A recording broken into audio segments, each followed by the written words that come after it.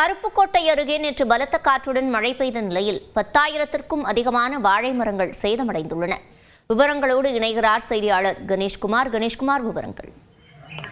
சிவரஞ்சனி, விருதுநகர் மாவட்டத்தை பொறுத்தவரை கடந்த 3 நாட்களாகவே பல்வேறு பகுதிகளில் கனமழை பெய்து வருகிறது. அந்த வகையில் நேற்று மாலை அருப்புக்கோட்டை மற்றும் சுற்றுவட்டார பகுதிகளில் பலத்த சூறாவளி காற்றுடன் கூடிய கனமழை என்பது பெய்தது.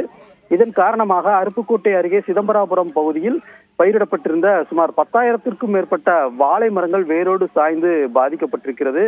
குறிப்பாக ஒரு ஏக்கருக்கு 1 லட்சத்திற்கும் அதிகமாக ரூபாய் செலவு செய்து அந்த வாழை சாகுபடி செய்திருக்கக்கூடிய நிலையில் கிட்டத்தட்ட 20% முதல் 30% வளர்ச்சி மட்டுமே பெற்றிருக்கக்கூடிய நிலையில் சூறாவளி காற்றினால் வேரோடு மரங்கள் சாய்ந்து சேதமாக இருப்பது தங்களுக்கு பெரும் துயரத்தை ஏற்படுத்தி இருக்கிறது.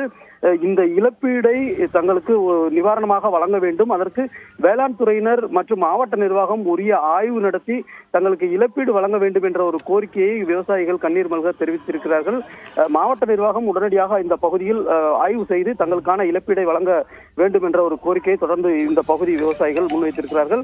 இந்த பகுதியில் சுமார் 10,000 வாழை மரங்கள் சேதமடைந்திருப்பது விவசாயிகள் மத்தியில் ஒரு கலக்கத்தை ஏற்படுத்தியிருக்கிறது. சிவரஞ்சனி, விவரங்களை வழங்கியமைக்கு நன்றி கணேஷ்.